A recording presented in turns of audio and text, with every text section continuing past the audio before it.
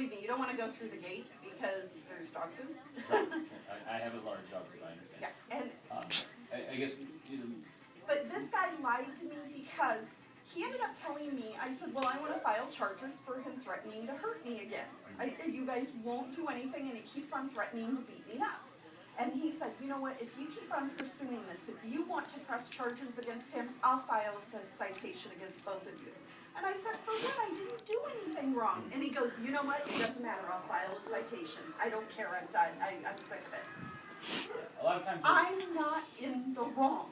Right, and I don't know the particulars of when that officer is here, just saying that. Just a few minutes, half an hour ago.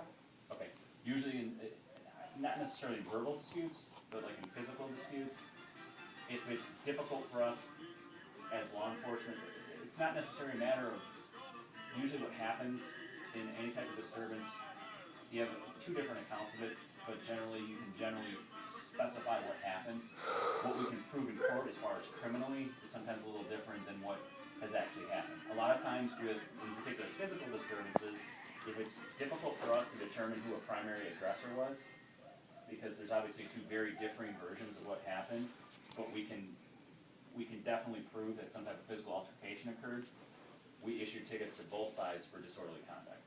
I'm just using that as an example. That's what happens a lot of times. Now, whether or not, it sounds like you weren't issued a citation. Because usually when it's verbal, we have a hard time being able to prove that.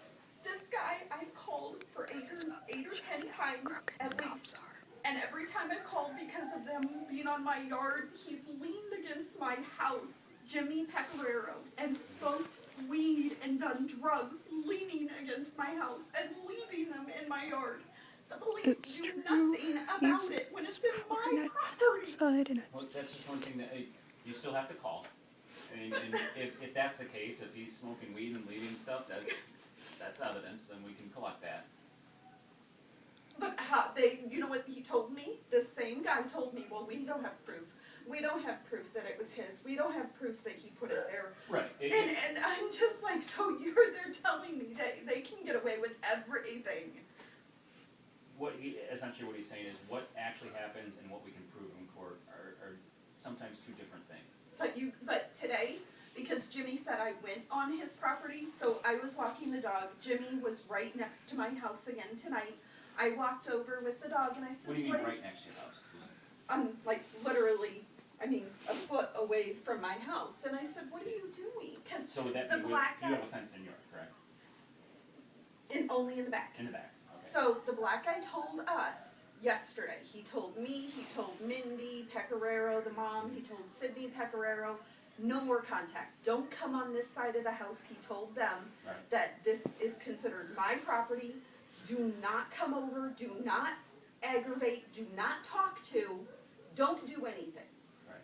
The next day, Jimmy is on right by my house again. Okay, like inside your fence? Or no, I'll show you. Just like right here on the corner? So then the guy, the first time after 8 or 10 times, the guy actually, Jimmy took him around trying to help him find the stake to prove that I do not have but a foot away from my house. And that's absurd. I can't attest to what other officers have told you about property lines. We don't do that. He did. He just told me today when I was standing in the middle between the houses, the guy this officer threatened to give me a ticket because he said I'm on Jimmy's yard.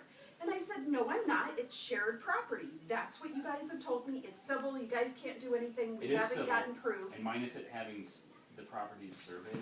Yep. It'd be difficult for us to make a determination. And he threatened to do it. And then I said, how do you know that? How can you prove this is Jimmy's yard? I said, with all due respect, just tell me, how can you prove it?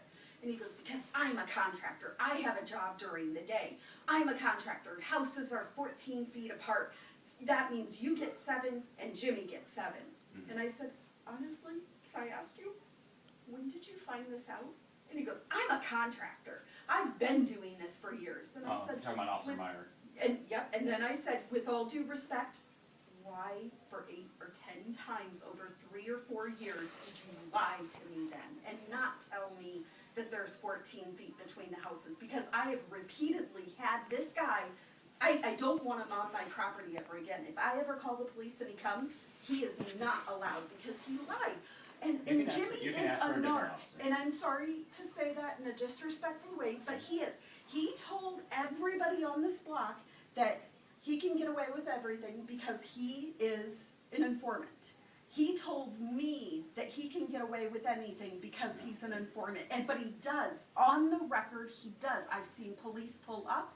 I've seen him walk out, hand things to him. They Well, drive off. I don't He know. smokes weed and he says he gets it from the cops. I don't know if he's an informant, but if, say he was an informant that's handled by our vice officers, if in fact that is occurring, they wouldn't use him.